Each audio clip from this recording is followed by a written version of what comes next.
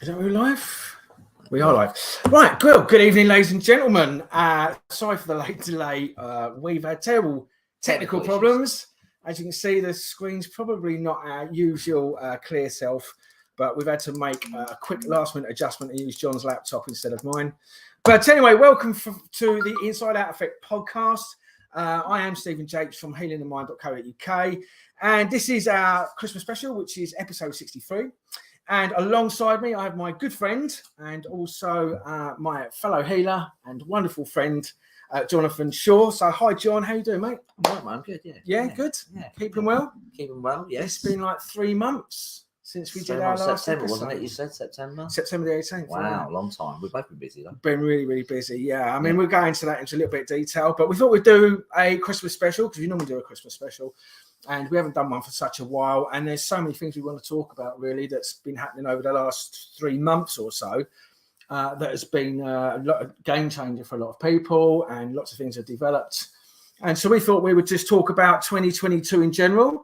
And we can go back and reflect on the good points, the bad points, and discovered recently a brand new fundamental when it comes to healing, life change and transformation. And this is, like I said, it's been an absolute game changer for a lot of people, and it's an addition to what we already know. So, and I think we're going to go into that in a little bit more detail in a while. We're going to go to it and how that works and why that happens, and why in some cases we get stuck with stuff, and we've just been able to reveal and uncover what that thing is that makes all the difference. So, which has been brilliant, because since I discovered it and found that out, instantly my life changed overnight, and things have just gone from strength to strength for me over the last 3 months. So, and with all my clients that I've worked with as well, which is really, really great. So anyway, so no more further ado, do you want to talk a little bit about you, John? So what you've been up to in the last 3 months?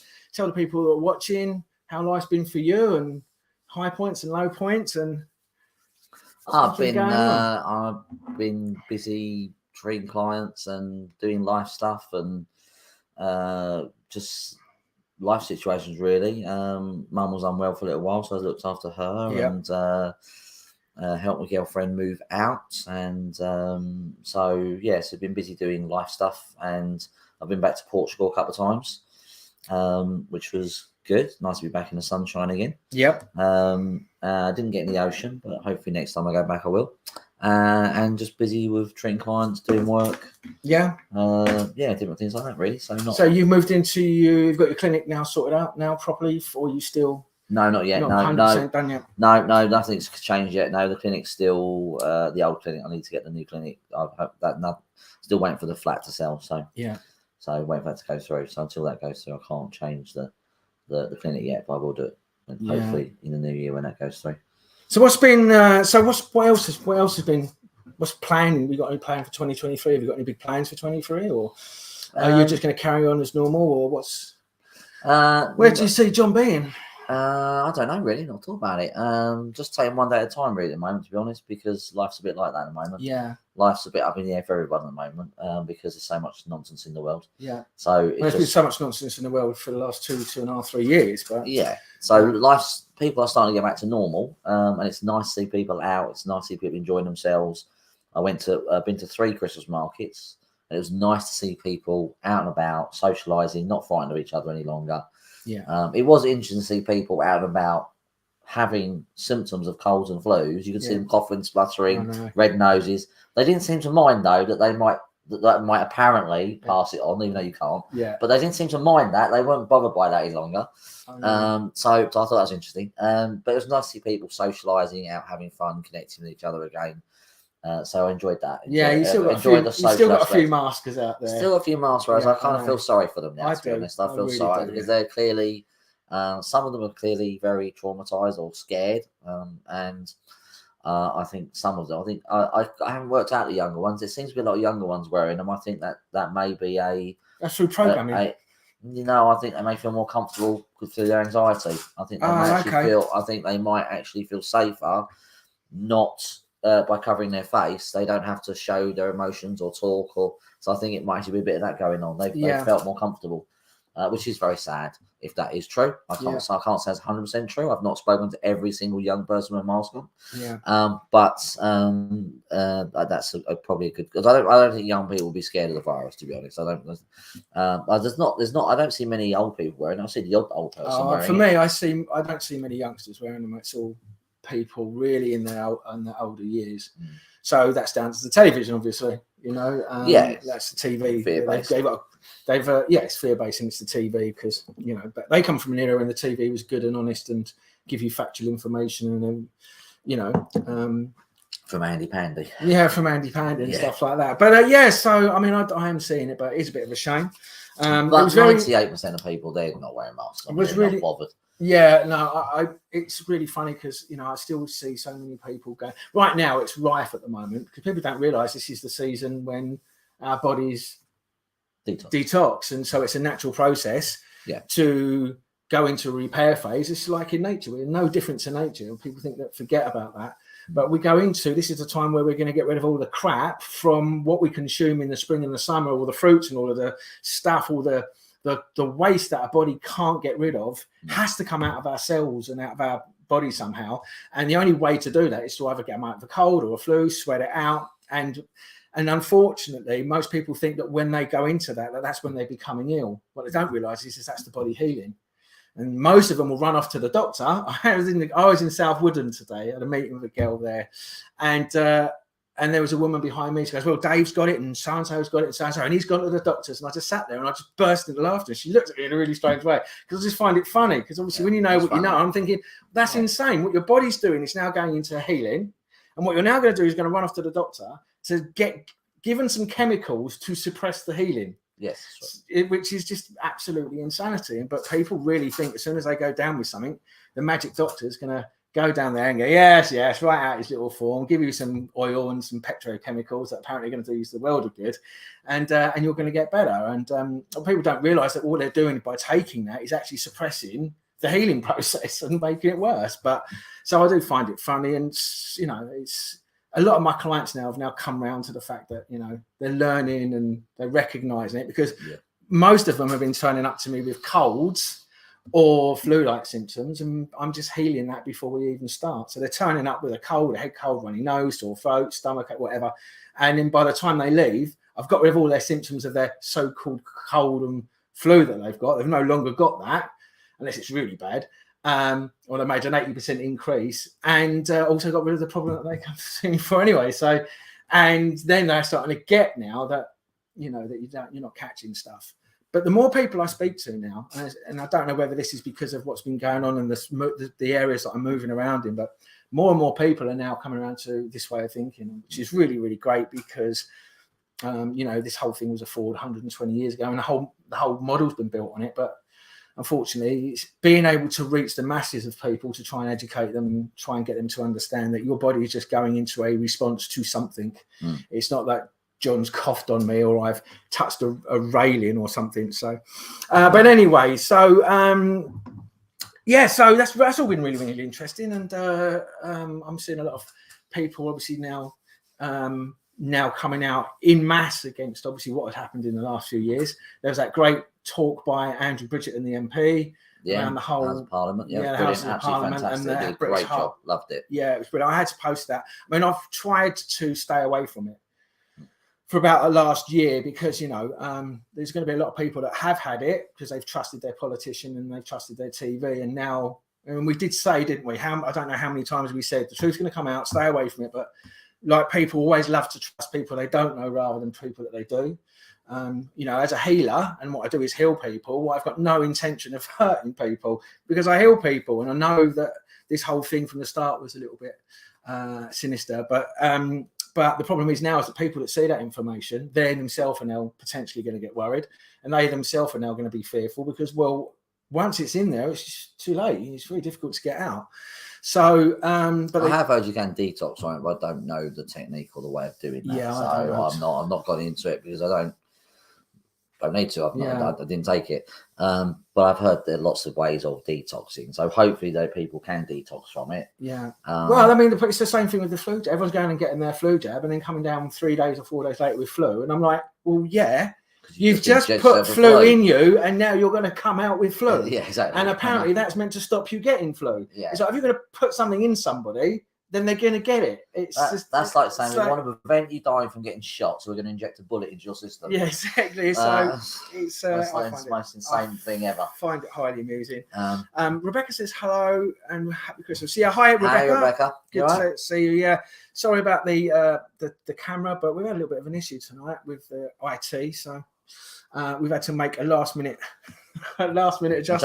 That's fine. Yes. That's the way it works. It's fine. It's okay. The camera's not bad. Our jumpers are actually the colour they are rather than the colour they appear. Yeah. Because for some reason the other camera makes them. Well, I'm donning my new hat. Yeah, you see it. Got your new hat. You hat tonight. Yeah. Exactly. Yes. Saw this one in the what? I couldn't help it. Saw it. I forgot about that. No, you didn't get the braces with it. Didn't get the braces. No. That's a shame. Didn't have any matching braces. Do they not? No. They're not doing matching braces. I did look. Did you? I bet you did. I bet you look. You could have. What about the matching waistcoat to go with it? No, I haven't got a matching waistcoat, but I am in the lookout for one. Okay. It's not very often you'll get like a checked waistcoat like that. Really. No, they don't. No. Okay. Just normally in plain, but not that anyone really wants to care about my waistcoat or my attire, do you? No, not really interested in that. No. So let's. I'm going to ask you a few questions, really. I suppose, like, what's been your biggest success for 2022? What would you say has been your outstanding thing that you're really proud of?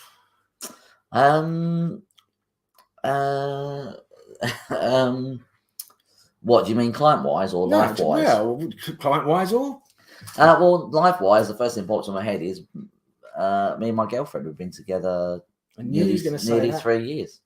And that, for me, if anyone knows me, that's a record because I had a load of relationship issues. So totally honest, completely upfront.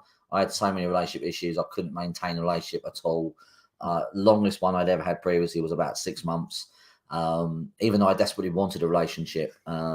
And I was just so blocked and stuck to it. It wasn't until I discovered DTO I could actually start healing that. So my big success really is my relationship of nearly 3 years. It'll be 3 years. So it's over 2.5 years. It'll be 3 years in March. But I mean, 2.5 years is a massive record for me. Yeah. And I've learned a lot from it. And I haven't done the usual behaviour that I do, which is run. You act like a dick. Yeah, I haven't done that. So no. So normally I would run. Not in public. No, not in public. I only do that at home. You ask my girlfriend. Yeah. Because around here. Yeah. But no. So that's actually a massive thing for me. I'm like quite made up about that. Yeah. And I've cleared a lot of blocks to that. And I don't usually. I just run away if it got difficult or challenging, and I haven't done that. So that's quite an achievement for me. Yeah. But to everybody else, having a 2.5 year relationship would be normal. But to me, I had so many blocks and issues with it that it just really held me back. So that for me is probably the biggest achievement, and I've learned a lot from that. Yeah, it's been a big year for me, massive year. My biggest achievement was being able to overcome heartbreak from all them years ago. Yes. That took a really long time. I didn't realise how bad that really affected me, and I talk about it quite a lot. And I've done so much work on it, years and years and years and years and years, and meeting that person again when I did, and then for them to do the same sort of things that they did before, it was really difficult to get my head around because I just didn't understand why someone would want to be your treat. And so that really, but then I basically just had to delete all the memories. So I had to sort of erase all the memories and all the stuff associated to those memories. And it wasn't, some days I was doing like 10 hours of healing a day because I was so determined to have it done. And then it got to, what was good about it was I had my boy over for July, August, and I was still not in the greatest of places. And I still couldn't work out why this individual had such an impact on me and how that had affected my life so badly for such a long period of time. But then after he went back, I flew him back to Ireland, and I did a session with you, and then I did two sessions with myself, and for some reason, I don't know what it was that I cleared, but all of a sudden something just completely went, and all of a sudden I wasn't in that heartbreak. It's really hard to describe the feeling of how that devastation, and I just couldn't believe it. I was just still in that shock. And what was strange was once that gone, literally within a week, someone appeared in my life. So as soon as I deleted the whole, even though it was like 30 years ago, as soon as I deleted that last memory and that last thing, someone literally appeared in my life like that. And I've just been having nothing serious, but I'm just having some great fun. And I'm building on that, and it's really, really nice. And we've got similar likes and stuff. So, but that was the key thing, is that, and we talk about once you delete your stuff and the whole law of attraction thing. I've been single almost for 7 years after Laura went back. It was 7 years pretty much. And I was still stuck in, after she left, that brought up all of that stuff. And so my biggest success really was healing that, because it's something I'd had for 32 years, and we'd done so much work on it, and we weren't able to heal it or get rid of it or whatever it was. And then finally, around about September time, I can't really remember hardly anything now. So that's it's really, really great. It's like the thing didn't happen. So that's now freed me up now to move on. So that was the thing. And also this thing which we're going to talk about later on, which is this new healing technique and this new modality that's come up for us. And so that probably those two things really have been the highlights of my year, really. And also the amount of people that I've helped. Yeah, this year's been, and how quickly I've been able to do that. I've had some absolutely really, really, really, really messed up people, and who have been really messed up, and I've been able to really fix them quickly and get their life back to normal. Amazing. Some of the results I've had. And then I've also had loads of people that think that their life's really messed up, and it's just one little thing, and then you get rid of that, and then off they go, they're flying again. And so that's been my biggest that's probably been my biggest achievement this year, or through my life, I would actually say. It's been my biggest achievement in my life, because that was a real tough one for me. So I'm really pleased about that. And what's been your biggest disappointment? Biggest disappointment. I don't know, really. I don't really think in terms of things like that. I don't really think that's disappointments, and I try. Rishi Sunak, that's my biggest disappointment. I'm not disappointed with that. I think he's doing a great job of showing up how politics really works and how evil and corrupt it is. Yeah. He's just showing the world, or the UK, what politics is like. So he's doing a great job. Boris started it off. Liz Truss did a little bit, and now Rishi Sunak showing even more how corrupt it is. Yeah. So they need to show it up so people can see how corrupt it is, not just us telling, or other people out there telling them. They need to see it. It's funny. I just find it really funny. The whole way that everybody just it's just like a repeated pattern. They'll get lied to.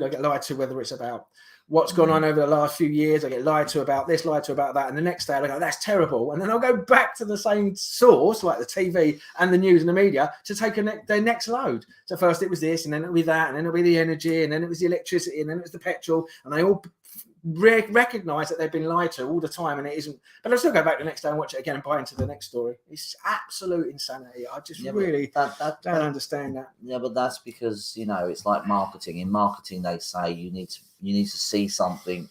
Well, they change their statistic, but it's either 7 or 14 times or where it is before you're going to buy into it. Yeah, it's the same thing with belief systems. If you're going to change your belief, you've got to see it multiple times for your belief to change. It's not going to change on the first blush. Yeah, I'm sure there's loads of people staying in relationships where their partner was unfaithful, but they go, I'm going to let you do that 7 times before I leave you. Well, so I don't actually buy that. That's a different scenario.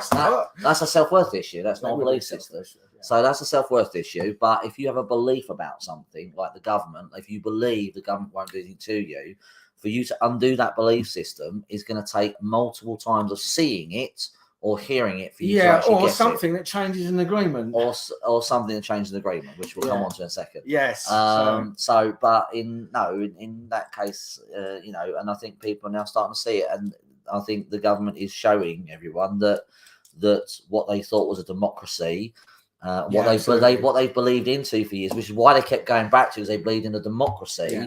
They're now seeing democracy doesn't exist, and that is what's changed in their opinion. Because before they never saw that. They just saw, there's 2 or 3 parties. I'll choose the one that I want, and I will get what we want. And they kept following that model, hoping democracy would kick in. Yeah. believing it did. And it didn't. And it didn't. And now they're seeing it doesn't because the government are just doing what they want now. They're doing whatever they want to do. Well, I mean, if you looked at, I think it's hysterical. Well, at Oxford now, you've got this 15-minute city now that's been put into play. Now, I don't know much about it. I mean, it's just they're basically locking you into your towns now and trying to tell you can only go 50. I don't know the full story. I don't want to buy into it. I don't want to agree with it. So. Anyone who is buying into that and allowing that to happen, I mean, seriously, that is not going to be a law. You can't make a law like that because there's no crime. Yeah. So they're just going to dictate these new rules and policies to you whether you like it or not. And this is the problem with the democratic thing. I think there is some democracy here a little bit, but I think the majority of this, councils forget that they are people working for the people. They don't work for the people that have the money. And this is where we've gone wrong. We've gone wrong that they're accountable now to people who have money and not the people. They seem to be accountable to corporations and social media companies rather than the people who live in the towns or whoever's funding them, wherever the money's coming from now. They look after their interests rather than the people. The people now are irrelevant. But we're slowly seeing that, and so in a way that's a good thing because that's waking more and more people up to stuff that I've known about. I think a lot of people have known about, but now I think it's starting to gather some real momentum, and and the whole border stuff that's going on as well. And I mean, it just seems to be like in every area of life right now, it's under attack. Whether it's your health, whether it's the hospitals, or whether it's I saw today the border force now are going to be walking out and doing some strikes. So everything's striking. There was a poll on GB News that said 52 or 57% of the country don't think anything works in the UK. Yeah. So now nothing in the UK works at all. Well, it won't, corruption. But for more than 50% to notice that, like as it doesn't work. I mean, nothing.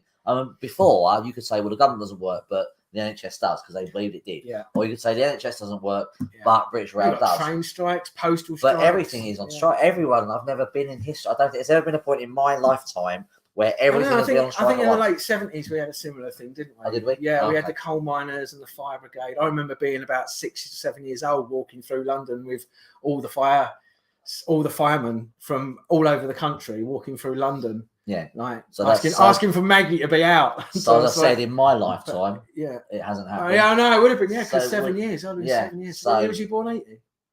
77. 77. So it was about then. So you was. Might have been a baby now. So it all started when you were born. When I was born. That must be what's happening with your internet in there. It must be me. I've had no trouble with it. The whole problem in the UK started when I was born into the world. Born, absolutely. And it's funny because that's quite funny because when I went to other countries, other problems happen as well. I get problems when I enter into countries. It's you. I've entered into Portugal recently. I had a massive problem. So that's why I think funny. Like that whole saying, the whole hermetic principle of so within, so without. Yeah. The reason why you need to fix everybody's problems is because you actually projected it. Because actually, deep down, you are the problem. Do you reckon that's what it is? That's what it is. You know you're the problem. You can't fix you. You fix you. I'll fix myself. And the world would function perfectly. I'd love that to happen. That'd be brilliant. We know where to start. Yeah. All right. You know where to start now. Oh dear. If I fix myself, will you change as well? Oh well, I have. You have changed. Don't tell me I haven't changed because I have. No, you have changed. I can't. I was speaking to a girl today, and I was explaining because she's sort of on my wavelength, and I met her because I met her. Like I said, I met her in Woodham because she makes personalised gifts. Okay. So I started this networking, going to this new networking group. There's 30 businesses there. They're called the Saxons, and we're at the Three Rivers Golf Club. And honestly, they're such a great bunch of guys, and I'm starting to get to know them slowly over a period of time. You can't say guys now. You've got to say him, her pronouns. Oh, guys and guys and girls, and there's some really great people there. I want to give a few shout out to a few of them as well because they've been, in the short time I've been there, they've been really helpful for me and made me feel really welcome, and they're a great bunch of guys. But one of the girls there, Jodie, her name's Jodie Walmsley, I think. She's got a thing called the Little Self-Care Club, and she does sort of specialist well-being products. Okay. And so I had some of them. I've thought, well, I'm not going to go and spend it with these corporations that I can't stand. I just contacted her, and she put me together all these products for a few gifts and that. So the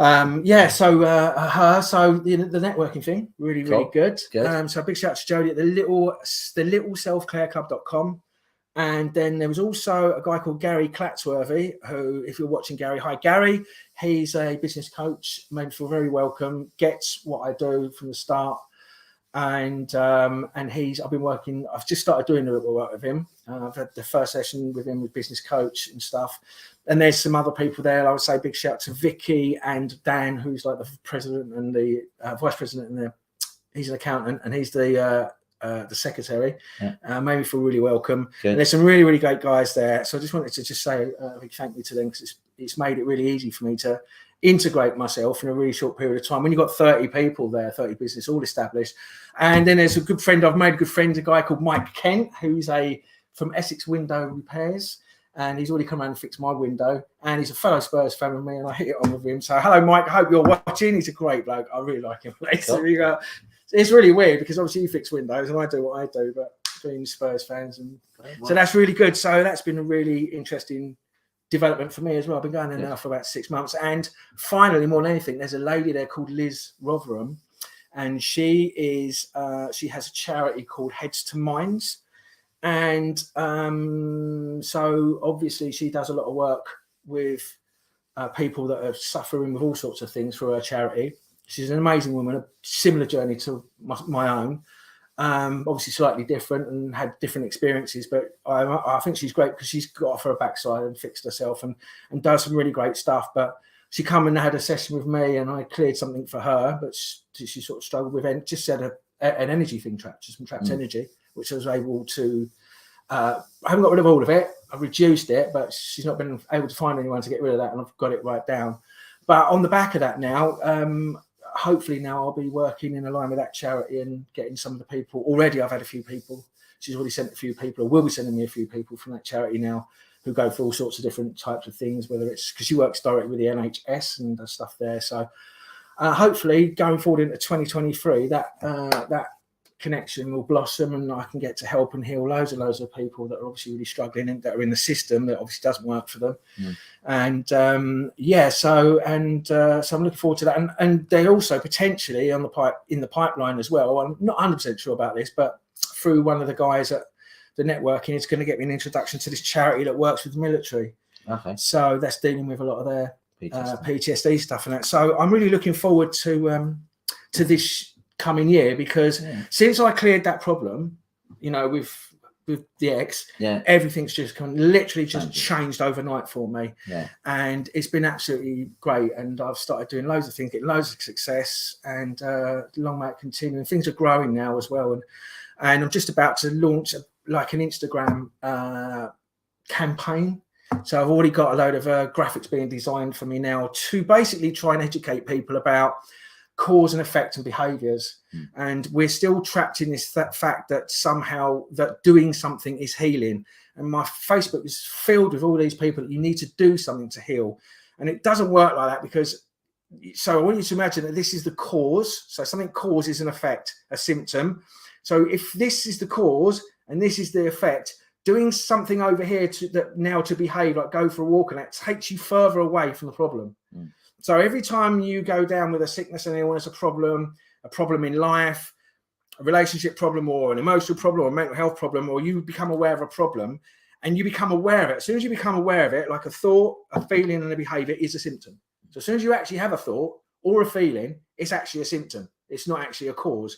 And then when you become aware of that and you don't like that, you now get taught and told that you need to have for example, you need to go to see your GP, or you'll need to go and learn about your brain, or learn about meditation, or learn about this, or go and learn something, or go and find out and do your research about that thing. Well, every time you do that, you're moving away from the problem. So I'm going to be doing a video on actually how cause and effect actually works, and what the common behaviors are that people do, or they intuitively do, or what they're told to do. But as soon as we become aware, we need to learn something or find something out, or go and research it and understand it. And the more you do that, the more you create, the more you embed your problem, and your problem never goes away, because what you're actually doing is you're keeping the problem, but you're doing things thinking that it's actually helping, like maybe go to the gym, or I put a post out recently, people think that going to the gym is good for your mental health. Now, it might make you feel good about yourself, but it means you'll keep your problem, and you're doing stuff to relieve the symptom of the problem. So I'm going to do a whole video on that, and I'm going to do it individually about cause and effect. I'm going to go into each individual, so it might be anxiety, depression, PTSD, where that's created, how it's created, what the symptoms are, what you're told that people you need to do, and show how that doesn't work. And if you want to heal completely and have a better life, or in whatever area it is, you need to go to the cause, and I'm going to go to that.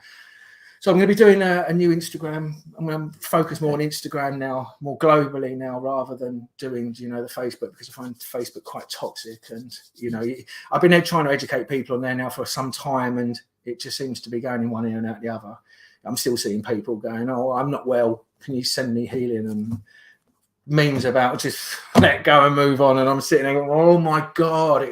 And I get it, but if people don't really want to take it on board and they want to carry on with their belief, then there's not a lot you can really do. And so hopefully if I can do these sets of videos, I can reach out, and then maybe they might start actually joining the dots themselves, rather than still having this belief that, doing something is gonna solve or help. Well, it might help, but it's not a logical problem. So I'm doing that as well. Good. So more marketing and stuff. Yeah, and I see you've been doing a few videos as well with some of your stuff about triggers and behaviours. And I plan to put out like 3 videos a week, and that's my aim to do that. I've been aiming to do that for a long time. Just to share knowledge and information, just to re-educate people on certain things. So I'm trying to stick to that, although it's been difficult because I'm been busy with other things. In the new year, I'm going to stop a couple of things I've been doing, because one of my hobbies is building websites. So I'm actually going to stop doing that for people and just stick with mine and my girlfriend's websites.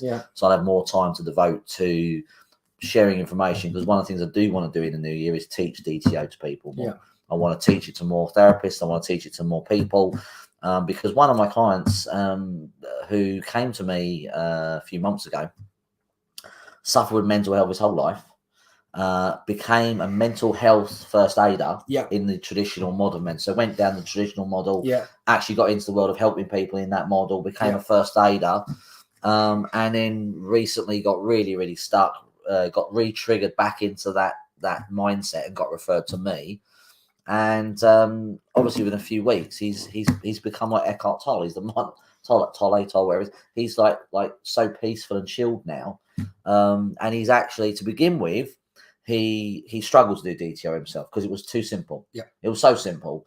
Because he'd been taught it's complicated. Everything's complicated. So that's why he needs to go and learn stuff and do research and read books. So he thought he had to learn or understand his problem, but after a while, now he's actually doing DTO while he runs. So, and he's clearing loads of crap out of his system all the time. So he's living more present, and he's just so chilled and calm now. Compared to, so all these problems are pretty much gone. We're dealing with a couple of extra back pieces, but he's much more chilled. I've got a similar client. I've got a client who comes to me, who has been coming to me for a while with quite a few big traumatized, all anxious, is all anxiety, relationship anxiety, basically. Pretty toxic relationship. Anyway, I've been healing her. And she started, now because of that, she's recognized what is causing all of these problems. Now she's now identified that when her children get sick and they're going down with colds and coughs and all the rest of it, because she knows what area of the body it is, she will now know that if they've gone down with a chesty cough, it will be anger or it'll be anxiety, right?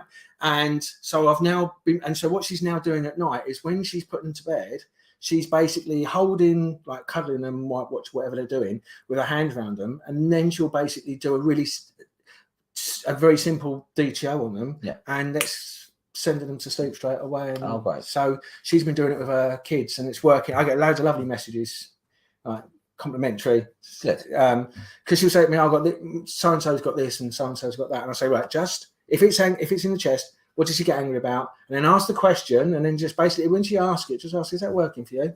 And then do the process. And then that's been helping her with her kids. So it's the same thing. And and now she's in the bath doing stuff on herself. Brilliant, great. And that is healing, by the way. I don't care about that. I didn't doing go stuff there. On yourself in the bath. I didn't ignore me. I'd have picked up on that, and I didn't go there. What's wrong with me? I know. Have I lost a nipple? But yes, just to jump on the back what you just said, I've got someone else doing it. That's what I want. I want people to do it themselves. I want people to realise that healing your emotions and thoughts is not complicated, and you don't have to do what you have to do. There are people who are complex. You may need Miles Stevens' help, but 60% of people out there, I reckon, will be able to solve their problems quite quickly themselves by understanding some basic DTO. And cause and effect. I keep saying this is cause and effect. Stop managing your effect. Stop thinking the effect is the problem. deal with the bloody cause. Deal with the cause. Yeah, if you have a really feeling, simple. If you have a feeling of anger, going to the gym and punching a bag is not going to change that. Yeah, you've got to deal with just the getting feeling rid of the anger. energy of anger. Well, you're that's what you're doing. You're expending the energy. You're trying to expend it, but the energy still stays stuck. Yeah. It's like people who cry all the time. People think that crying lets things out, and people often ask me. Someone asked me the other day, is crying cathartic? Is it a good thing? I'm like, no, it's not. I know people have cried for years and they're still crying about the same thing. Yeah. I cried for months when somebody broke up with me. It didn't change a damn thing. 30 years for me, mate. 30 years for you, exactly. All crying is literally you're letting go of water.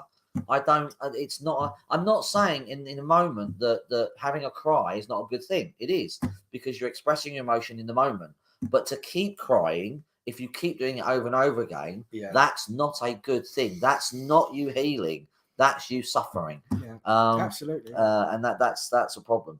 But so there's a lot of myths out there about what we think is healing, regardless of whether you're doing something that's not going to heal you. There's a lot of myths about healing, like crying is a good thing, or time is a great healer. Oh my God, it's not. So many of these preacher people out there trying to tell you need to do this and this is what it is and you need to understand it, and no, it's not. That's now having a symptom and then creating a behavior because that's what apparently works for the symptom. Now get rid of the symptom, you have to find out what's causing that thought and what's causing the feeling and what's causing you to act that way, speak that way, behave that way, do what you do. If it's not working for you, there's a reason behind it, and that's just go to that and get rid of that. It's really, you just need to understand some simple, basic understandings. Understand there's a formula to it, and get the formula. And once you get that, you'll be able to switch things off and change things. Yeah. So that's what I want to do in 2020. I want to educate people to DTO themselves. Yeah. So they don't need therapists. You don't need to rely on a health system the way that we do so heavily. Yeah, everyone's saying at the moment the health system's broken, the NHS is broken, it's under too much pressure. It's under too much pressure because people think they're sick and they can't solve it themselves. They've got to go to someone and take some poison, put some poison in their mouth. Yeah, and half the time the thing they've got is not really bad, but as soon as they take the poison, that just creates a problem. Yeah. So they're now making the problem worse. It's mind-boggling what people try. Well, like I said earlier, people become aware of the symptoms. Now they're in healing, but and now they go and take something to suppress the healing. And but it's not just that; it's belief systems about simple little things. So I realised something the other day. So my girlfriend sent something to me. Now I've heard this phrase before. I just didn't connect it. I realised why people get cold. Because my girlfriend's always cold. Like, she's always cold. And I very rarely get cold. We went out to Billericay Market one day when it was quite, in her world, cold. And everyone was cold. And I was just in a jumper. I didn't have a coat on. I wasn't cold. So anyway, she said something to me once. She said, because for those you know, I've got a little dog, Livy. And she had a jumper on in where we were because she was cold. She was getting cold. She's an old dog. She's getting colder. And it's a bit harsh to talk about. I know, exactly. That's the dog, not the girlfriend. Okay. Yeah. So cool. No. And and Emma turned around to me and said, "Oh, you better not leave that jumper on indoors, else you won't feel the benefit." So I said to so the thought when I say, "Wait a minute, let me get straight. You're saying that if she wears a jumper indoors now, that when you go outside, the jumper won't work anymore?" Yeah, I know. And I was like, I suddenly realised why people get cold. Because they've got these belief systems about the weather. I mean, my dad used to say to me, "Oh, don't go out with wet air. You'll catch a cold." Yeah, and I exactly. said, I always go out. Since that is. Yeah, no. Now you know that cold. Always go out with wet hair. I have no issue. I've never caught cold once. From even before I knew you couldn't catch a cold, I never got a cold from wet hair. Yeah. So because I never bought into it, it just sounded so stupid in my head. I was like, how is that going to turn into a cold? But this really sort of shook me when she said this. Well, for the first 5 minutes I was in hysterics. I couldn't stop laughing. But then once I came out of that, I'm still laughing about it. It's still mental. But when I came out of it, I realised why she's so cold. Because, and then it answered the question why a lot of women do get cold and men don't. Men don't have the same belief systems about the cold that women do.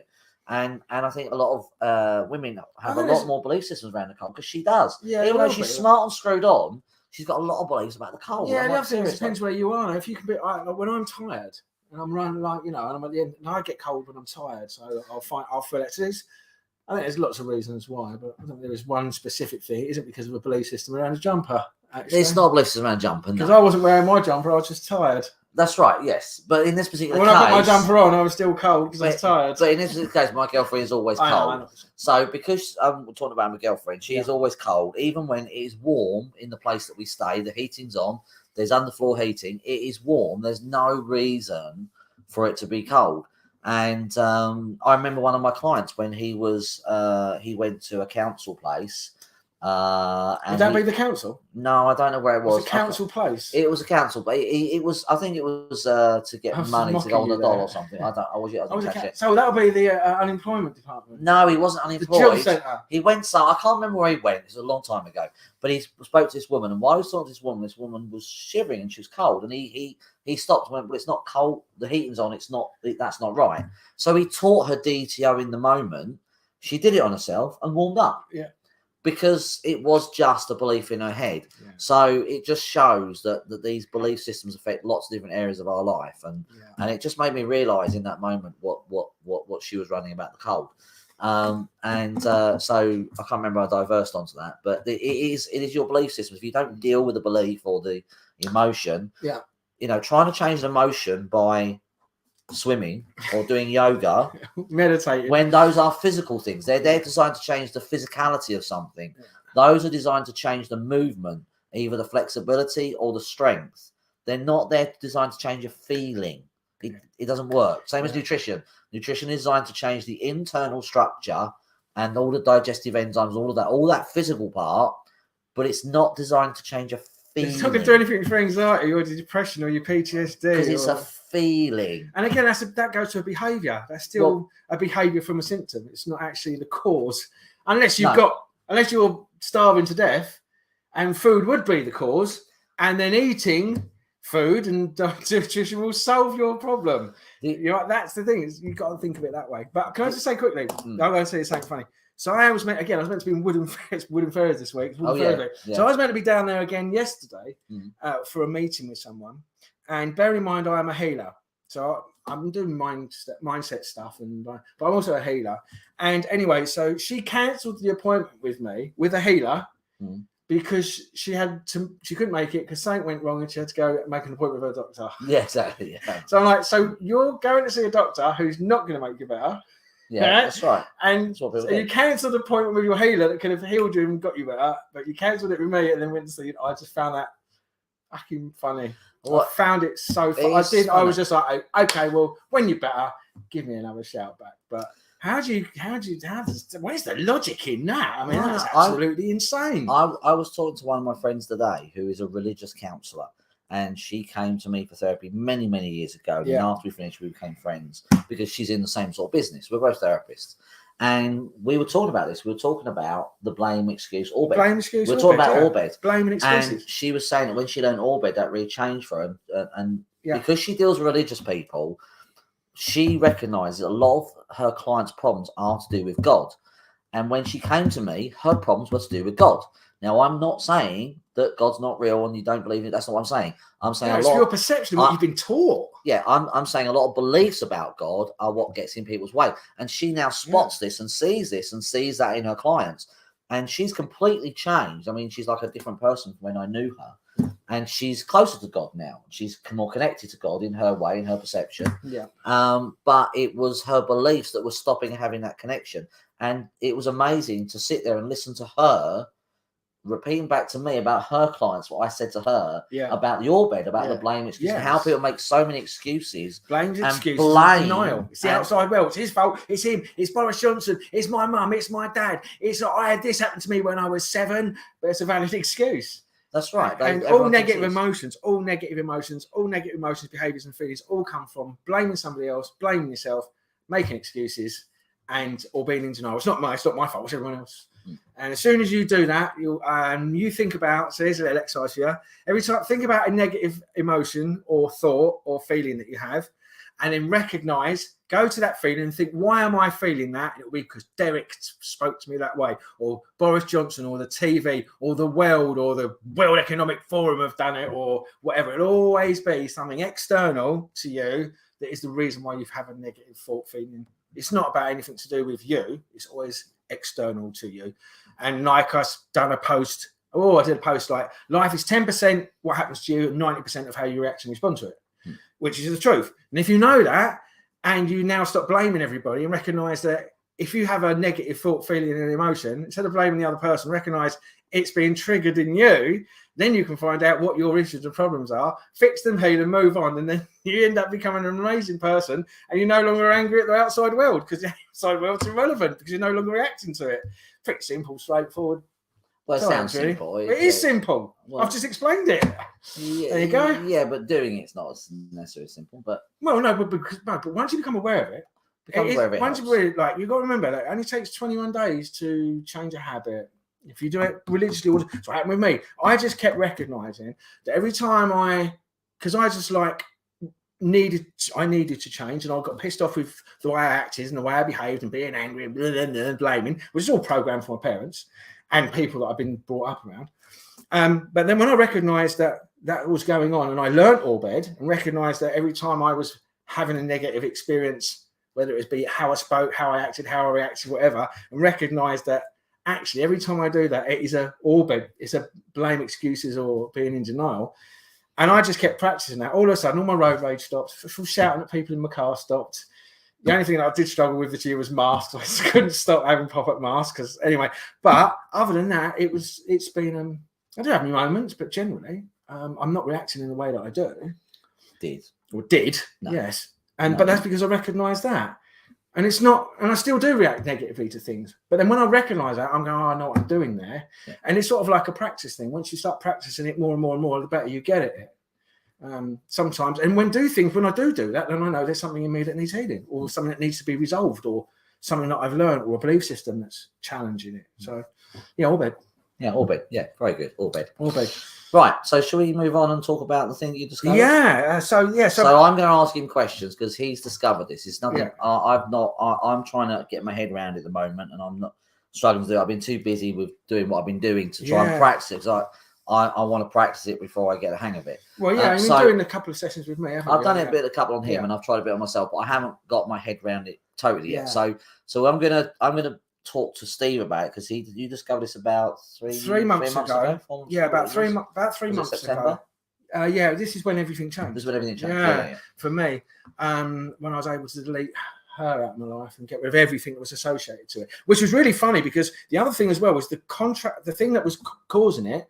Once I'd got rid of that, not only did this person's memories and all that stuff go, but there was a lot of people that I was associated to in life all disappeared at the same time. Yeah. All of them. That was just like, there was about 7 people that I had a really strong I perceived, which was a really strong, honest, genuine emotional connection.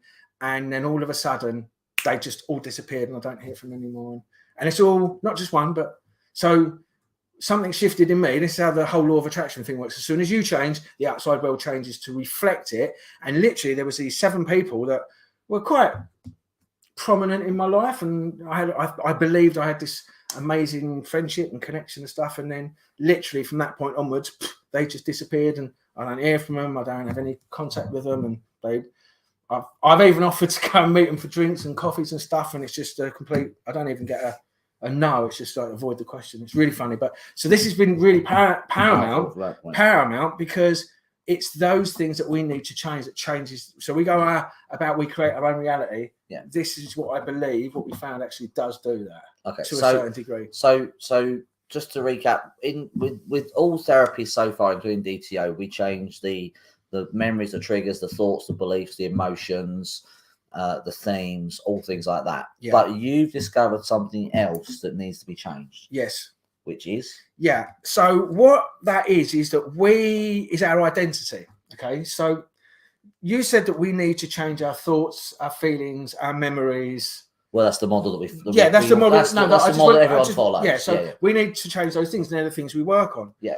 But then what I stumbled across is that even those, in essence, the things that we're switching off and working on, there's something else that's causing that, right? So even though we're going to what we believed in the process is actually the cause, there's a causality of the cause, right? Yes, yeah. And what that And that is about our identity. So it's an identity thing. And we think that, well, it's who we are. Well, I asked the question, well, how do we become who we are?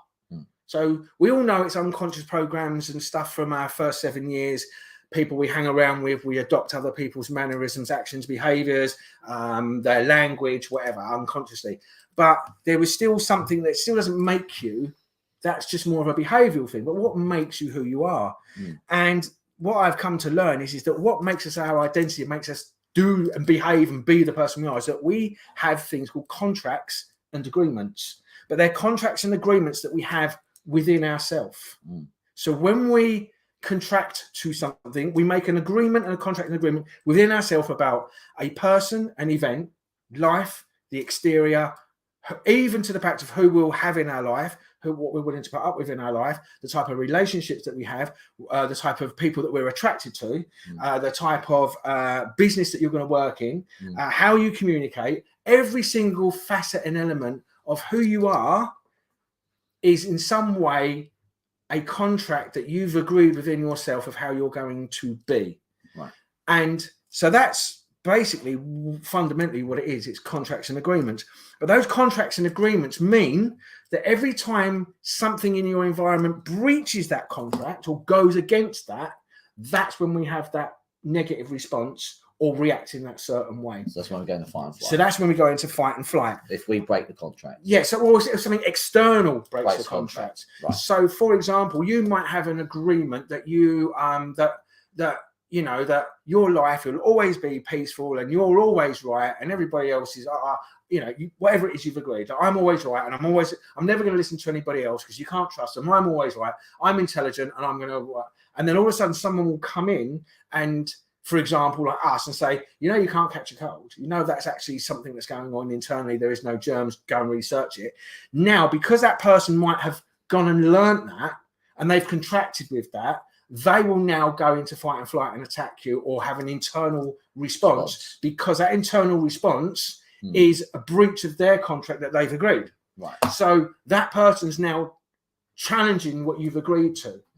And this is why it's very, very difficult in essence for most people to change who they are and their life, is because what happens is that when we contract to something, that defines us. We've agreed that's agreed, that's who I am, that's how I'm going to be, and nothing's going to change that.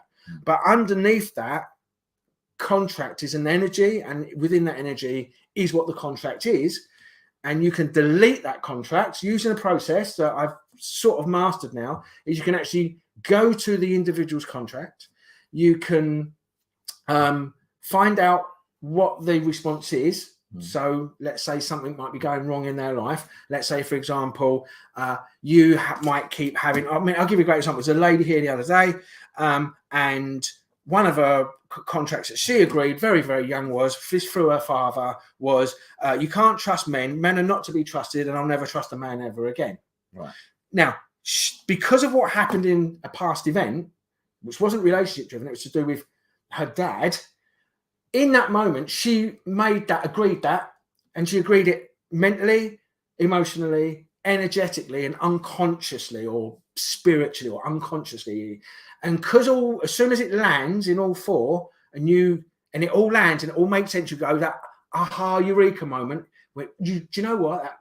That's when we make the contract, and now that contract now becomes part of your identity, and you, without you even realizing, you'll go through the rest of your life never trusting men or ever letting men get close to you, because that's what you agreed at some point in the past or in an event. And now what will happen is for the rest of your life, you'll never ever be able to have a trusting relationship, because your contract that you have within yourself is not to trust men. And as soon as you recognize that, you can delete that contract, because that contract was only made up when she was in her teens, but now she might be 51 years old still running that contract, and wonder why between that age her relationships haven't worked, or she's never been able to get on with her doctor, or do you know what I mean? Or goes into fight and flight every time she goes and she needs to have surgery and it's a male surgeon, for example. All right, I'm just making these up. But then she will now freak out because, well, I can't trust men. What she can do is, right? So all of these contracts that we agree and agreements that we have form every facet of who we are as a person. And there'll be some that do work or we think they do work, because I've actually had to change some contracts within myself that I thought were working with me 100%, only to realise that they weren't. They were just very selfish contracts because it was just about me. What I can get about it, it wasn't more about being a win-win. So it was more of a win-lose thing. I win and everyone else loses. Or we have the majority of the contracts which most people have, is I lose and everybody else wins. Which is like a martyr conflict. Because you're not allowed to be selfish, and also like people pleasing conflicts where you're honestly trying to please everybody else, and you're not, and self-worth. So all of these are contracts and agreements that we make internally when something happens in our life and it lands. This is why the whole problem with this whole truther movement, this is why I backed off when I recognized that, is that if you have an inquisitive mind, okay, so if you have an inquisitive mind and you like asking questions and you want to know, depending on the person you are and the contracts that you've got, will guide you into where you're going to look and who you're going to listen to. So for example, I know straight away that I'm never ever going to listen to a politician ever, because once I recognise I've been lied to by politicians, I'm never ever going to think that new politicians aren't going to lie and they're going to be different. So I straight away have a contract of never ever believe in anything the politicians ever said. So as soon as they come out and went, oh, we need to lock the planet down, I knew they were lying straight away. But what happens to me is that if I go and, because I've contracted with that, if I'm now going to go and try and research, not that I do, but if I'm going to look into something that may involve the political spectrum, I'm not going to go and listen to a politician to find out what the question I'm asking, that he's going to have my answer. So I'm going to look in a completely different direction, because I've contracted I've got a contract in it to never believe a word. So I'm never ever going to even go on their website or even listen, because that's defining my behavior. Are you with me? So the more inquisitive you are and the more questions that you ask, when you go out and find the information, and it doesn't matter if it's a conspiracy information, whether it's actually peer reviewed, and I've got a big problem with peer review because they're just paid people to say that everything's good, or whether it's, so it doesn't matter where you're getting your information from. It could be false, it could be fake, it could be true, it could be half true, or whatever. But if it answers your question and you've contracted almost to the outcome, as soon as you find that information that matches your position, you make a contract with that, and that'll be your belief. That'll be your belief and your paradigm. And now, for example, with the whole Jeffrey Epstein and all of the kiddie stuff, that's why so many people are bent out of shape with it, because they hear something, they know something's wrong, and then they go and hear other people saying the same thing as them, and then that contracts them. I go, do you know what? I bloody knew that, and it lands, and then that will be your position. The problem with having those positions are they're unvalidated. You don't know. You haven't witnessed it with your own eyes. You haven't really experienced it.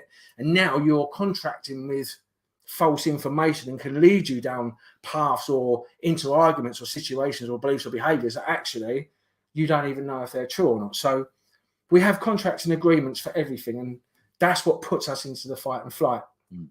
And then obviously when we then go into fight and flight, then we'll have the other elements of feeling guilty or feeling ashamed, or the alone response is based on those fight and flight responses. And you might actually feel that because you're the only person that's taken that position. And you can also contract to feeling that way if these things happen. So I don't understand this. So I'm going to ask him questions that I genuinely don't understand. As he's talking, I'm thinking in my head. So are you saying that the way to tell if you've got a contract is you're in fight and flight? If you're not in fight and flight, there's no contract. About a subject, there's no contract. No, it will be about, so let's think about something that isn't working in your life. Okay, well, let's just take something general like relationships. Don't work for people. Okay, so underneath that, for example, if you're struggling, let's say you're in relationships and you keep breaking up, or you're single for 10 years and you can't. Yeah, but that is a fight and flight state. So great. So what I'm saying is it, so if you're breaking up, you're running away, if you're just full fight and flight states, what I'm saying is if you're not in a fight and flight state about something and you're just, let's say you're researching, but you're not in fight and flight about researching. No. Doesn't mean there's a contract running. Or is there only a contract running? You've got to remember, all of you, every single part of you is a contract in some way, shape or form of your personality and your identity. So does that mean that, but we've got good ones and we've got bad ones. Yeah, exactly. So what I'm saying is It's areas of your life which don't work for you. Yeah, so it's areas that don't work. Yeah. So, for example, like I said, if you're in a relationship and you've been single for 10 years, and you'll go, well, I can't find anybody. There's nobody out there for me. That's your contract straight away. Straight away, you've already got an agreement that they're waiting for Mrs. Right or Mr. Right, or I can't trust men. There are no good men. There are no good women. All women are liars. All blokes are liars. You can't trust men. Men can't be trusted. I tell you, there's no point getting in a relationship because I give everything and then they just take it and leave. So all of these things, or I need to stay. Every relationship I have is abusive. Well, you've got a contract to attract or get involved in abusive relationship. If that's a pattern that keeps happening, occasionally you might not think that someone can change, and I'm not saying that's what it is, but if you've got a pattern of it, you've got a contract involved. Like the woman that come to me, she'd been sexually assaulted in 7 different relationships, right? And so how does that happen? How can you go from relationship to relationship to relationship to relationship to relationship, and every single one of them being abusive, be sexually assaulted or abused in it? So how does that happen? That's not chance or coincidence. No. That's because she'd agreed. We know when that event happened, by the way. So there was an event that happened. And in that moment, she agreed that that's what was going to happen to her because it was a shock and it was actually quite a horrendous experience. But what happens is once she agreed that's what all she was worth and that's all she was going to get and that was what was going to happen to her, she unconsciously just found men that did that to her. Right. So she made the contracts up in that moment, and those things kept happening over and over and over again. And so it's all areas of your life which isn't working. So if you're struggling in relationships, for example, or for example, you might be in an abusive relationship and you know it ain't working, but you won't leave because you've contracted at some point you've contracted that I can't leave a relationship. The other person has to end it first. I can't walk away. So you'll stay there knowing that the kids are getting damaged or you're unhappy and you live the rest of your life being miserable and the kids are getting damaged. And then you've got all that to sort out when they get in older years in life because they're just going to model the mum and dad's relationship because that's what they've been taught. But you've contracted not to walk away from that because for whatever reason, you'll have your own reasons. So there's all contracts. So whatever area in your life isn't working, for example, if it's because, there is nobody out there, I need to find the one, then that's a contract that you've got in place. Yeah. And how do you define who is the one? Okay, so another question. I don't know if you can answer this. I don't know how far, because this is new for you, obviously. Yeah. But are the contracts only created in our lives, or can they be created in our parents and we carry it on? Well, so initially, all of our contracts are created by our parents. Right. So in our first 7 years, so you've got to remember, we have 3 brains. I meant, sorry, from their past life, if you're not born yet, can the contract be passed down through the birthing process from a past life? Or you're not sure yet? I'm not sure yet, but knowing what I know, I believe that there's a good possibility you will do, because you've got to recognise that when you're formed, you're taking the egg of the mother, the sperm of the old man, and there'll be information in there to make a human. And that'll be the information or the data from the male side and the female side. Hence, that's why some of us look like our mums or some of us look like our dads or whatever. So depending on the sort of people they are, you do look like a milkman. Yeah. So depending on who the person is, and you're made up of that substance. So, I mean, personally, I've had to clear and work and heal some stuff that wasn't mine, that I'd adopted from my dad. But what I came to the conclusion was, whilst doing that, was that in your first 7 years, you're in a state of hypnosis. You have no filter. And so all of his actions, his behaviours, his language, how he treats people, how he talks to people, how he reacts to things, how he shouts at the TV, screams at the football, all his contracts that he's got are superimposed on you without you having any say. So that's then when we get older, our identity of how we act and how we behave and how we talk to people and how we treat people and how we go into relationships and how we abuse people or not abuse people, whatever, will all be based on their behaviours of what they've contracted to. Right. And so I'm sort of caught between, do you take on contracts from them through information through the gestation period or whatever you want to call it, or are you taking information on after birth, which is the same information? Because they wouldn't have done any change work, they wouldn't have changed the information. So the person, their conflicts and contracts and all their shit that they carry before you're born will still be being played out after you're born, because it's very rarely that it will change. So is it that process, or is it the environment process in that first 7 years? I don't know. But yes, I do think that there is stuff that we take on from our parents. But again, that would be, I lean towards more about it being an environmental issue in the first 7 years rather. But then that's because I haven't had an experience yet of somebody doing it, of potentially having something from the past being brought in with them. So I don't know. But all I know is I just know that they're energy contracts. They're like energy contracts. So you contract energetically. And the thing is, like I told you early on when I was in there, I was having a really bad day, and it was like in the middle of the afternoon. I was trying to heal some stuff, clear some stuff, and I was really struggling.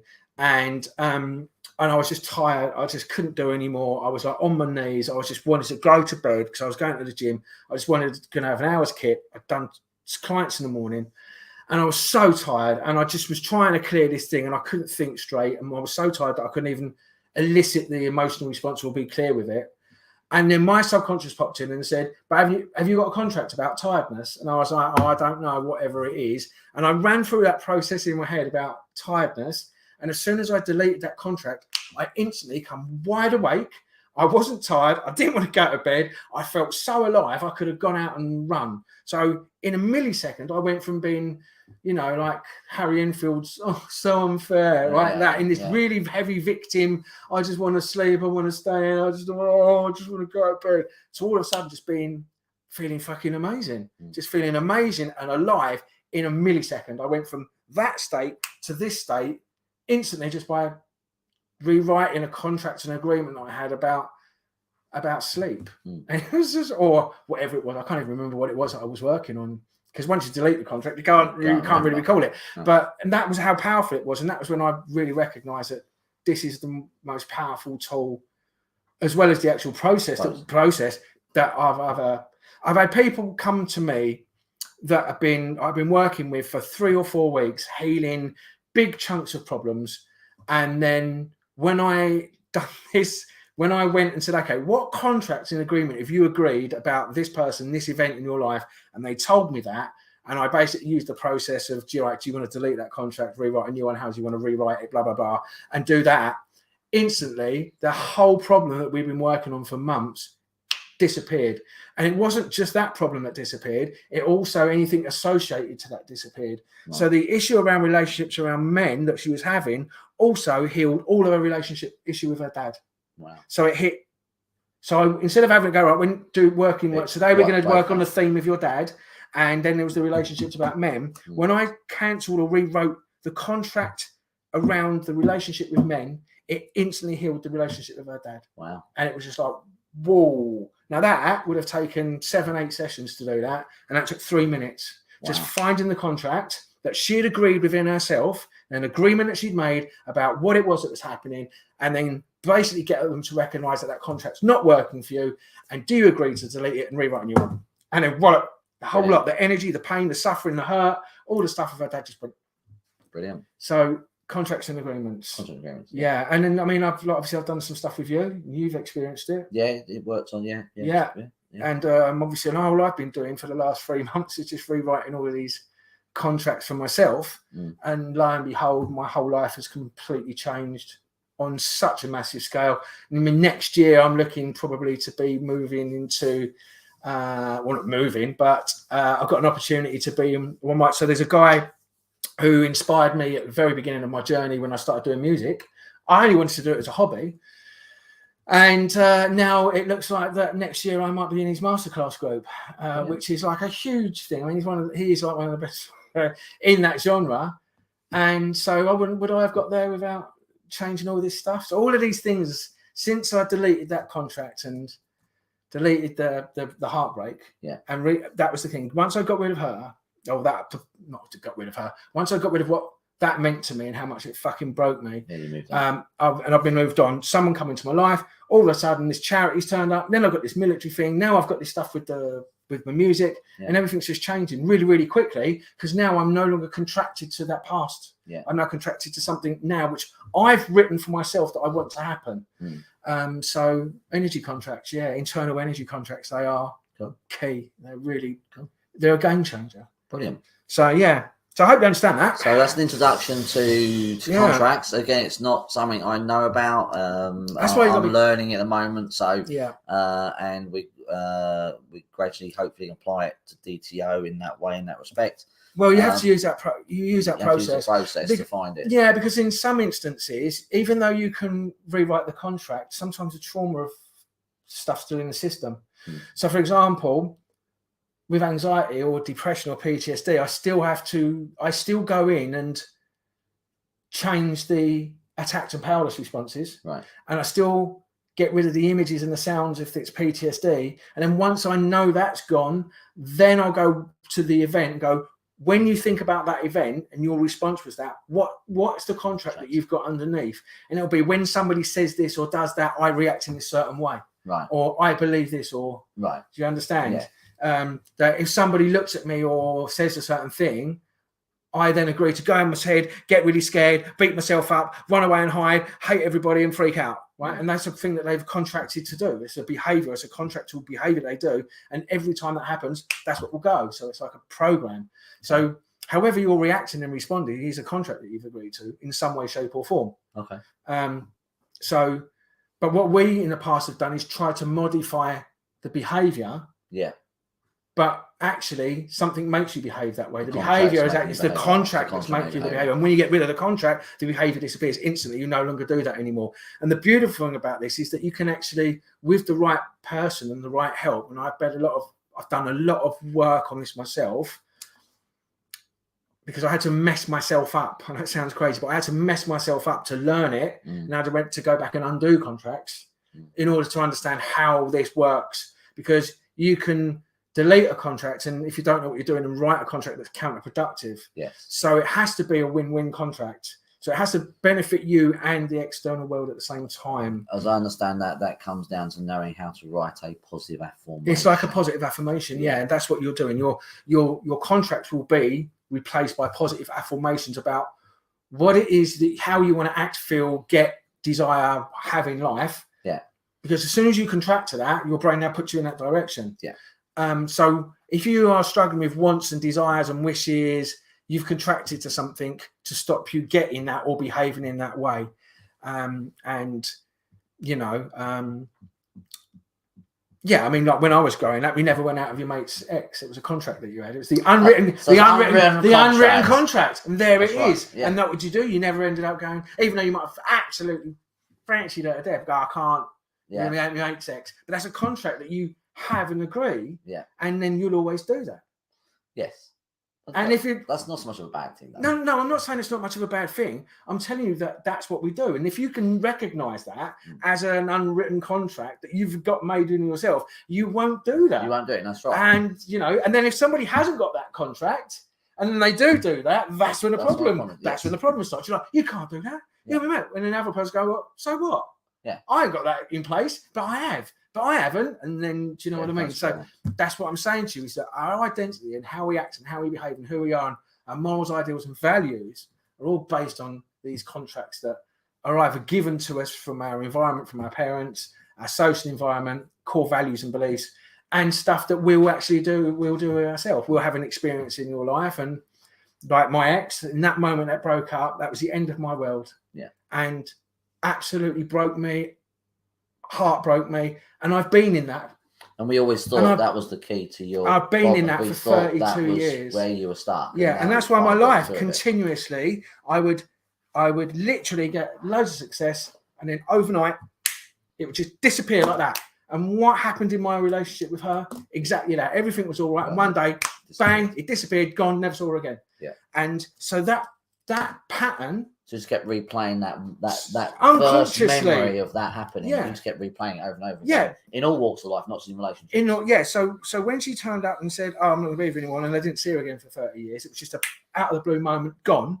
Well, that's what happened in every area of my life. Whether it was business, whether it was money, whether it was happening, I would strive and get to where I was. And then all of a sudden, out of the blue, a shock would come in, something completely different, and I'd lose everything and it'd be gone. And I'd sit there and go, what happened there? What did I do wrong? What did I do wrong? What did I do wrong? What did I do wrong? And then I'd be in that for a while, and then I would like man up and be strong, not heal it. And what I would do is I'd start again. And because I've got all these contracts and agreements in place based on her leaving me, I would then go and recreate it again. Yeah. And then 7 years, I'm like, look at this, I've done better this time. I've got a better house, better car, more money, everything's amazing. Bang, out of nowhere, something would come, I'd lose everything again. And I'd sit there going, well, what happened there? What happened there? What happened there? What was that all about? And then I built it again a third time. This time it was a super huge company with massive, right? And then what happened? Same thing again. Yeah. And that all goes back to that one event when she, you know, all those 30 years ago, out of the blue, just shockingly just said, that's it, and gone. And the thing was I never saw her again. So like, you know, you spend all that time and it's just gone, just like. And so that's what happened in all the areas of my life. All my stuff just went and gone, and I was like, well, what's happened there? So that was an unconscious written contract that I have. That was always, once that happened to me, then I just recreated it over and over and over and over and over and over and over again. And it just happened. And I was like, and I had this thing that the world was against me. I thought the world was against me and everyone hates me. God hates me. Everyone's a bastard. There's something wrong with me. But then as I've been working through all of this stuff, I realized that when she left me, I had agreed something that was it, that this was always going to happen and my world was over and I'm never going to be happy. It's never. So as soon as I got any close to it, it would just literally happen overnight. Bang, I'd lose everything. So God doesn't hate you. I know. He's not very fond of you, but he doesn't hate you. He's like a distant cousin who don't want to be around Christmas. If he hated me, he wouldn't have given me this talent and skill and all this new information. So even though I'm still not happy about how he treated me. Him, her. Still not happy about how he treated me the previous 30, 40 years. I've got an issue with that. But you might want to change the contract. I've got an issue with God about that because based on what you just said, that's a contract. I know. Because I used to actually, you talking about that reminded me because that must have been what I had running about God when I went and learned theta healing. Yeah. To do theta healing, the person doing it has to believe in God or universe or something. Doesn't matter what they call it; they have to believe in it. But I couldn't do that because I had apparently in a past life I'd had something happen, and I was very angry at that entity, whatever you want to call it. And that energy, and as soon as that got released, I felt that. I really felt, and that must have been a contract I had running.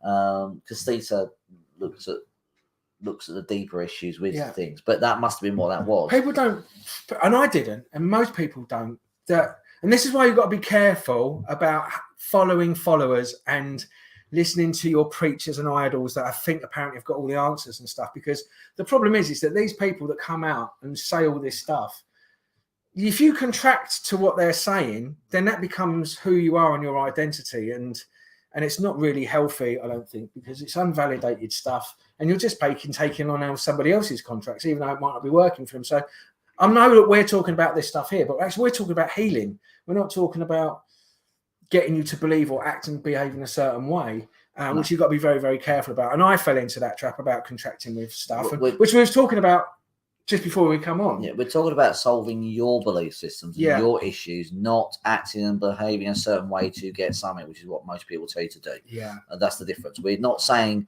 our beliefs are right. Stuff. We're saying change your belief systems and unlearn things, not learn more. The main problem is that everyone wants to learn. That's the thing we get frustrated. Everyone wants to learn more things. And actually, even the contract thing, you're deleting things, you're unlearning things. You need to unlearn shit, not learn more. Yeah. When you delete a contract, everything associated. So it's like a tree. So let's say you agreed a contract, which is planting an acorn, and you've got a contract of, I don't trust men or women, right? I'll say that because that's one that come up recently. Yeah.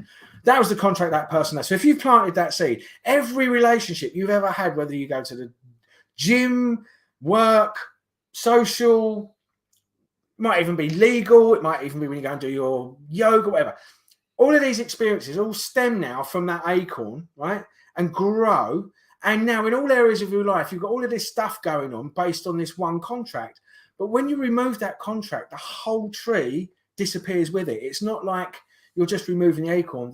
The tree with all that information, all of that stuff that sort of infects outwards into every area of your life goes with it. And like I said earlier on, as soon as I got rid of that girl's relationship problem, about the trust about men, all the trauma and conflict that involved her dad disappeared as well, which she was made up about. Yeah. Well, so get something rid of that quick. I mean, I got a text message that almost made me cry because I've been working with this person a long time.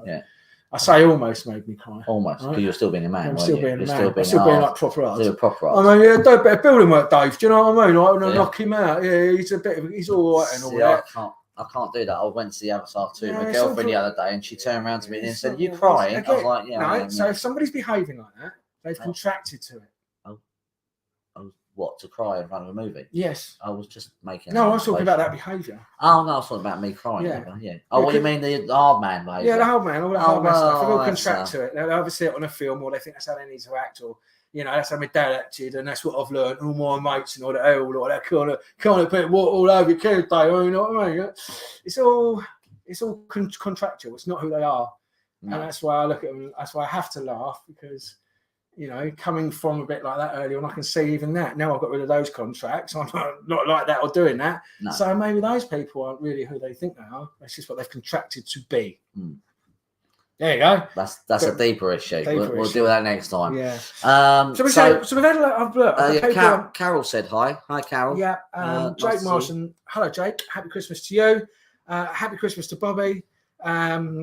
She's been great actually last few weeks. She's been really helping me. I've seen some of her posts. She's doing well. Yeah, I've been clearing a load of stuff for her, and her business is growing and she's doing really well, and she's moved, and her life's completely changed from the Bobby when she first turned up here. Yeah, I'm really proud of her. She's doing great. Mike Reid, how you doing, mate?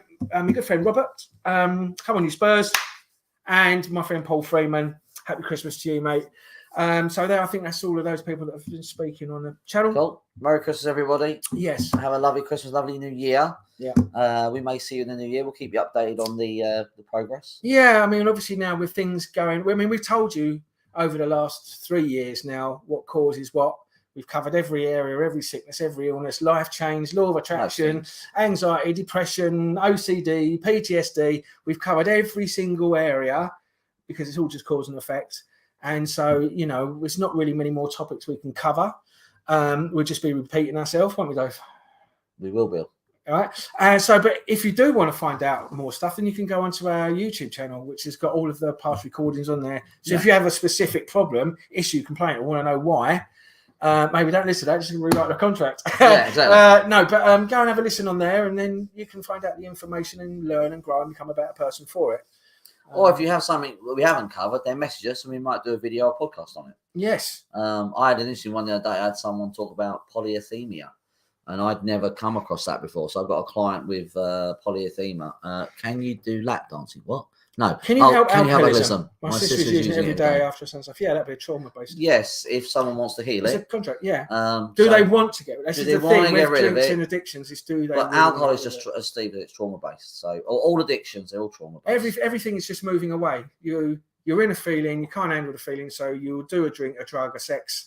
So sex, drink, drugs, rock and roll, going out, going to the gym, exercise, they'll all move away from. All at the same time? Well, I used to do it all the time. I was going to say, you did, didn't you? Don't joke about this. Oh. So it's a move away from, because what you're doing is you don't like being in that feeling. And so your brain does everything it can to get away from the feeling. And some people, depending on the sort of person they are and their environment they've been brought up with, their brain will latch onto something. So if drink makes them feel relieved and happy and disconnects, their brain goes, I don't want that feeling. And if I do that, then this happens. And then the next time they feel down, their brain goes, well, we'll just have a drink. Yeah. And then we'll just have a drink. And then what it does, it becomes a program. So it's not the drink that's the problem. It's what the brain has taught itself to cope with the problem. So that's its coping mechanism. Some people might do drink and drugs. Some people just might do sex. Some people might do sex and shopping. Some people might do exercise and sex. Which is a pretty good one, actually, if you ask me. Exercise and sex. Yeah, but all of those things are just moving away. So you're in an effect, a symptom, and we're doing a behaviour or something to get away from the pain. And sometimes the organ reaction is involved. So if the organ reaction has hit the liver, then it will cause the person to want to drink. Yeah. If the organ reaction has hit the stomach, it will cause you to want to eat more food. Yes. If the organ reaction has hit the genitals, then it will cause you to want to have sex. So if that organ has been affected by the shock, then it will cause you to crave that thing or want that thing to try and resolve the conflict. Yes. For instance, people who overeat, there's multiple conflicts for overeating, but one of them is if you can't swallow or digest something. So something happens. Yeah. Metaphorically speaking, you can't swallow or digest it. You will try and you will eat more food to try and swallow or push the energy that's stuck out. Yeah, to push it down. And the same thing with alcohol and anything. If the organ has been affected, then and it's fairly easy to find because most addicted people know what their trauma is. It's from that point of view, it's easy to find it, but there's some sabotage that goes along with addictions. Yeah. So, but if you, as Steve can get around a contract, then that's the other thing as well is like, you've also got social issues as well. So if you're brought up, for example, being in an environment where it was trendy to do drink and drugs, sometimes we have that excuse that we sort of contract to it that it's okay. Yeah. And so sometimes it's not the person or the drug that's the problem. It's the contract that's been made with it in your upbringing that makes it okay. That's why you see a lot of people that smoke pot always advocating, well, it's always good to have it because it's good for your asthma and it's good for your... No, it's not. All illnesses, diseases, of course, it's just an excuse or something to relieve a symptom. And what they'll do is they'll make up a reason for it substantiates the contract that they've got with it. Yeah. That makes it okay. They'll just make up something because it makes them feel better about the thing that they're doing. And then they'll try and project that outwards to try and convince you that it's all right, that the thing that they're doing is okay. So in a nutshell, yes, you can. It's a little more involved, but you can. Yeah, absolutely. You can solve anybody's problems with anything as long as they're willing to want to do it and they're dedicated and they're committed to doing it, which is where I was.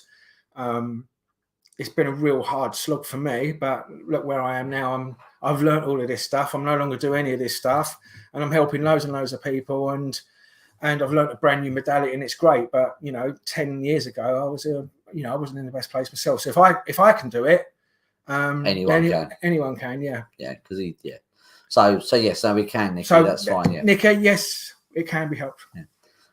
If anyone's having questions, then let us know. If you don't know something, then we'll do a video on it or podcast. Yeah. We'll find out about it. Because we do get random things come every now and again that are different. Was it polycythemia? Polycythemia. It's a blood disorder.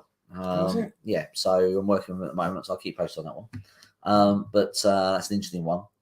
What, the theme on parrots? Yeah, that's right. Yeah, what basically it was, he attracts parrots. Every time he goes to the zoo, a parrot lands on his head. Yeah. And he can't get it off for days. Or the parrot. So that is the thing. Why have we gone to carry on? That's why they call it polycythemia. That's right. Yeah, we're now in a carry on movie. What's going on? Thank you, Nicky said. Thank you, Nicky. That's right. We appreciate it, Nicky. It's fine. No, but I've not come across it before. It's not a common thing. And it creates a rash in the skin, on the face, or wherever it's attached to. So I'm working with that, so I'll let you know how it goes. But yes, most things can be solved once you solve the emotional. That's what we find. We find that most things can be resolved once you get to the right conflict, the right beliefs, and the right emotion, or the right contracts in this case, agreed, which potentially could speed everything up and has been. So I'm going to work with that and practice that a little bit. It's really simple. It's just it's probably more simpler than going to the rest of it. Because actually go, what if you just agree to that? And people just know straight away. Well, I don't know, trust me. Great, there's your contract. Do you ever get someone who doesn't get it or doesn't understand or doesn't? Yeah, because the problem is not most people. I'm not going to retake that back because that's not true. You will find that there's a large chunk of people that will always be blaming the outside world. Yes. The event that happened to them, the thing that they lost or whatever. So they're conditioned programmatically and contractually to always look for the answer outside of them or the reason or the cause being outside of them. So I had a girl here 2 days ago, and every contract that I said, okay, so you've got a contract about relationships. What is it? And she always referred to, well, he always treated me. He always agreed. So it was always like her contract was him. Oh, no, that's him. You're talking about him. What's the contract you've agreed about him or the relationship? And it was very difficult for her because as soon as what she contracted with, she instantly went to the person on the outside. Well, he does this because he does this and he does that. Yeah. I said, but that's not the contract that you've agreed. agreed. No. That's what's happening to you. Yes. So it was very difficult for people to actually fundamentally grasp that a contract is an agreement within them. Actually what it was is that she had agreed that it was all right in all relationships, that she didn't have a voice and she just would be allowed to be walked over and abused and talked down to and treated down to because she wasn't important. Yeah. And that actually all went back to her fundamental upbringing, because as she was being brought up, her perception was her parents never cared about her. She could just do as come and go as she pleases. Right. And so that's what she contracted to as a child. And then as she moved forward in life and went through multiple relationships, sexual relationships in her teens and in her early teens, that's now who she created. She then believed that she wasn't important and she just wasn't of any value, and she slept around. And so now she's created that contract over time. And now as she gets older in life, that's what she now has contracted and allowed to happen in her life.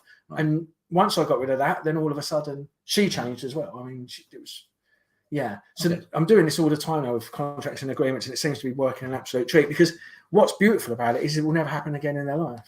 No, that's good. Because you're rewriting a new one that's going to work for them and make them have an amazing, amazing relationship next time and forever, rather than just keep repeating the same patterns. So there you go. Good, cool. Well, Merry Christmas, everybody. Yeah, As I Merry said Christmas. earlier on about 20 minutes ago, and then we diverted off, didn't we? Yeah, we did that. Thanks for watching. Thanks for tuning in. Thank you for all your support over the last few years, watching us, supporting us. Yeah. We appreciate that. And we may be back at some point. Yeah, it weren't for you guys, you wouldn't have got to where we are now. So, you know, and it's been fun doing it. It's been fun. We've loved every minute of doing it. It's been brilliant. So thank you very much. Yeah, and if you do need help, you know where to come. You Yeah. can always see us, come and find us, and if you can find reach out to us. If no one else can help, and maybe you can find us, maybe you could hire. Yeah, I don't know. I think we should use that. If you could change that on, if you could do some sort of mock-up like that for the inside out. I might do. That's if we do anymore. Yeah. Now I think we will do the occasional one, but I think, you know, like I said, we've covered everything really, haven't we? And we're just going to be repeating ourselves. Yeah. You don't like quizzes.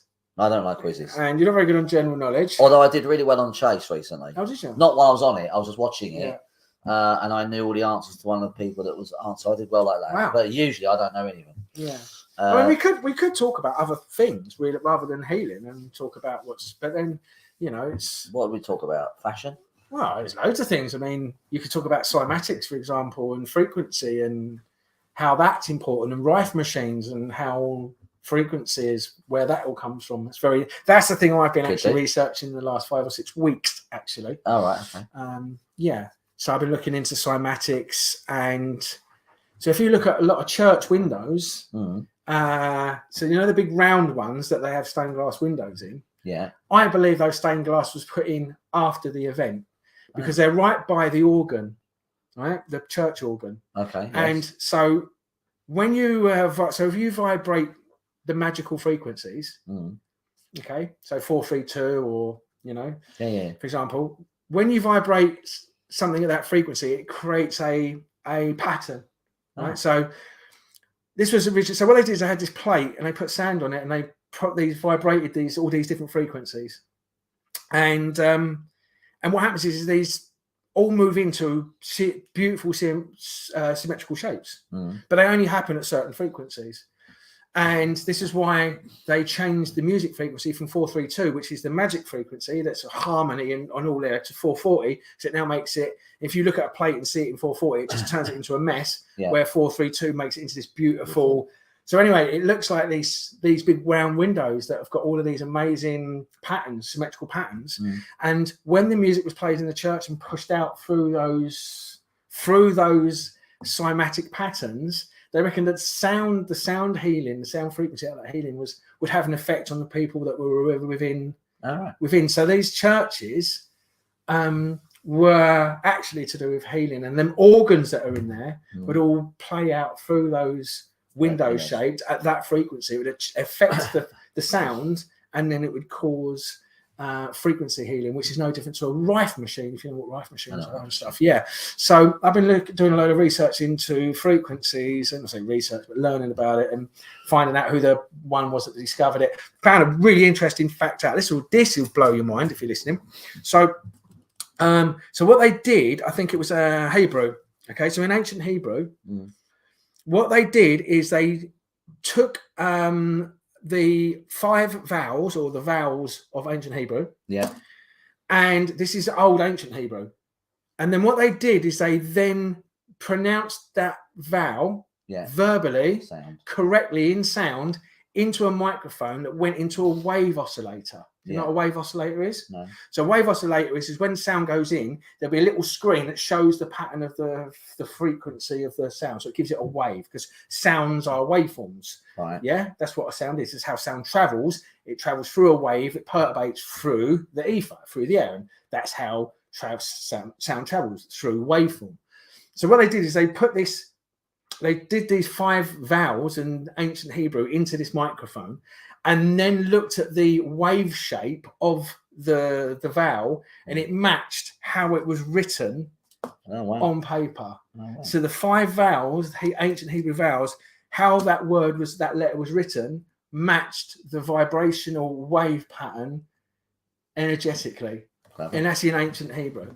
So how has that happened? So there's a lot of stuff that we get told that all of the old people were horse and carts, and I mean we see it, but I think there's a lot more stuff that went on way before the reset in 1812, the mud floods or whatever happened when they rewrote everything. And there's so much that's been hidden from us and changed, and because that's almost impossible. How can you electronically write how can you write 7 letters that electronically waveform matches it in frequency? Find that fascinating. So I've been looking into that. So we could come back and talk about frequency. Well, he will come back to about frequencies. I'll ask him questions. Yeah.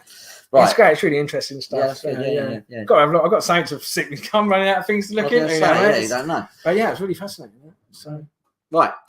Thank you very much, everybody. I'm not going to say it again. Merry Christmas, Happy New Year. I'm going to wrap up. It's cold out there. I might get a death. Exactly. I might catch a death of cold. Yeah. So thanks ever so much for watching. Thanks for joining us. And we'll see you next time on the Inside Out Effect podcast. When we do it, we wish you all a really happy Christmas and a great New Year. And change or nothing will change. Take care. Take care now. Bye.